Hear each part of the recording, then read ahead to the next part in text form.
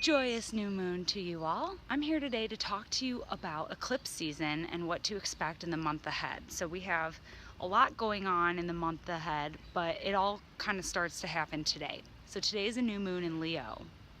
And Leo is all about the heart, and the heart generates the auric field.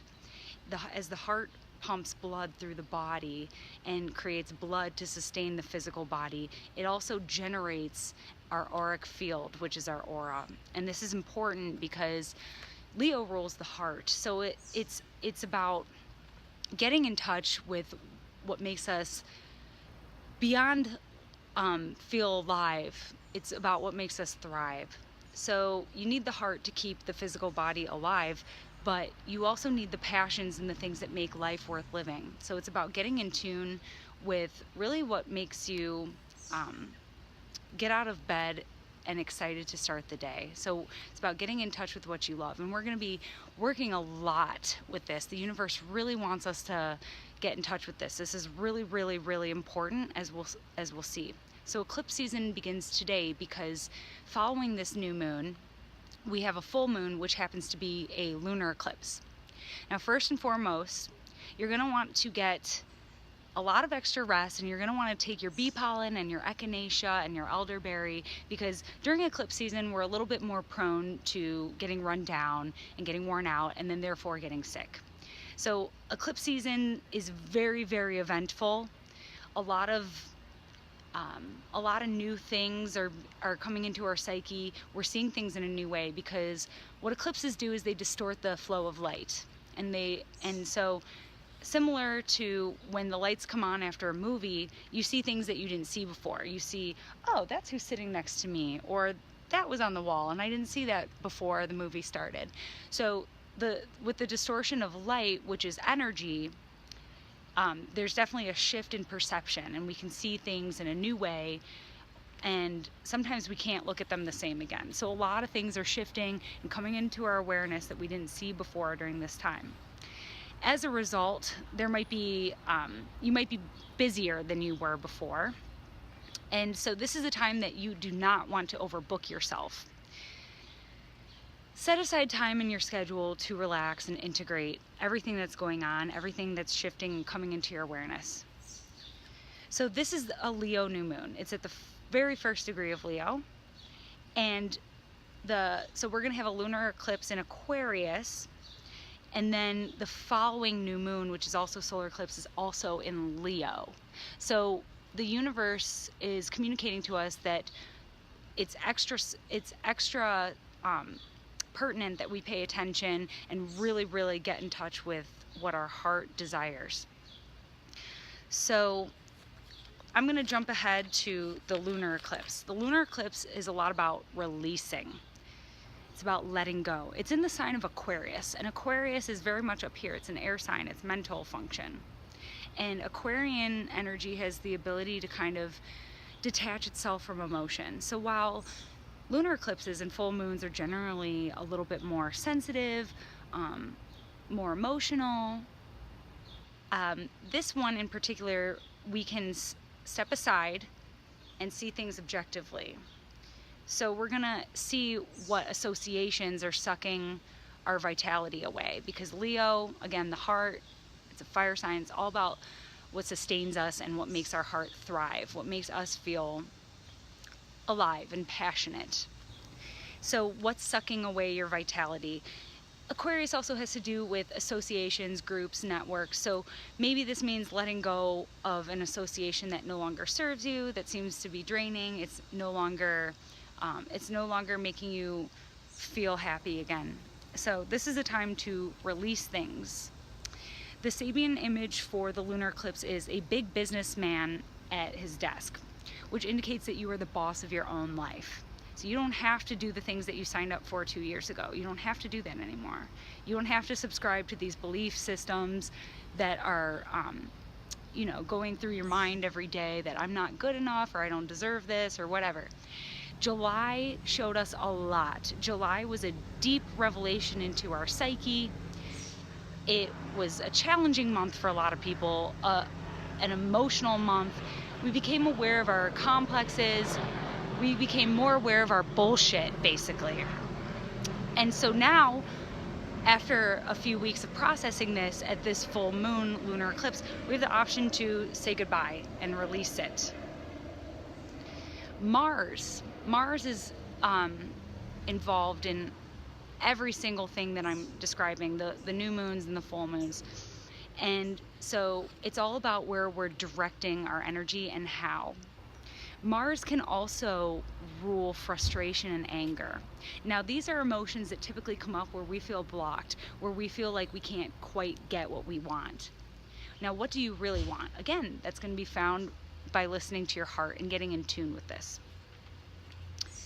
So, and then I'm going to jump now to the solar eclipse. So the solar eclipse, the Sabian image of the solar eclipse is a mermaid emerges from the ocean waves ready for rebirth in human form.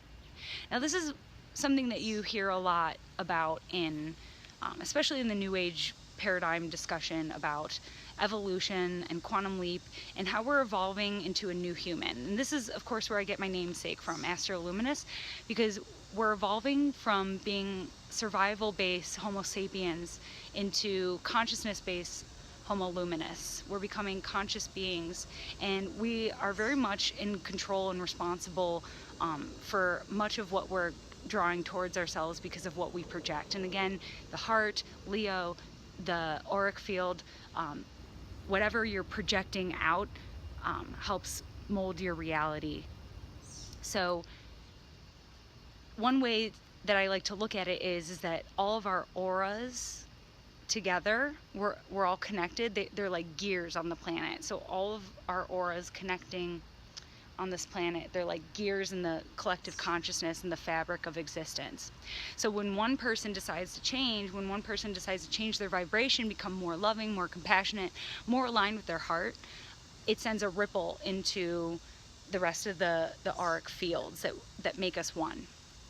So going back to the Sabian image, we really do have an opportunity to take a quantum leap here, especially with all of us plugging into this solar eclipse. This is the most talked about, the most notorious solar eclipse that we'll probably ever live through, because it's unique, because it stretches from coast to coast of the continental United States, and people all over this country are going to be able to see it.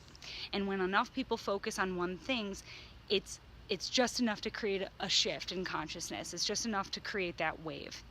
And I also find it funny that, of course, the most talked about, the most dramatic characterization of a solar eclipse, I mean, this is a big deal. Newspapers are talking about it. Astrologers have been talking about it for a long time. Of course, is in the sign of Leo. The most regal, radiant, dramatic, if you will, sign of the zodiac. So I just find that funny. Now, a very, very interesting thing to note about the solar eclipse chart is there's a partile conjunction between Saturn and Lilith in the sign of Sagittarius.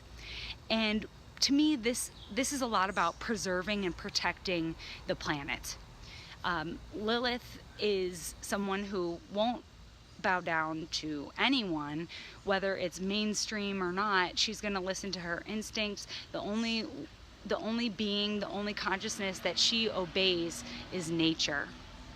So again, getting in tune with your instincts, getting in tune with your heart. Mercury Retrograde is happening. Mercury stations retrograde conjunct Vesta, exactly conjunct Vesta, and Vesta has to do with devotion. Again, why would you be devoted to something? What is the cause of devotion? It's your passion, it's your heart, it's what makes your fire burn. Vesta rules the hearth, which is just one letter away from heart. So again, the universe is really emphasizing that we get this. So Mercury stations retrograde, conjunct Vesta, goes back, takes us within.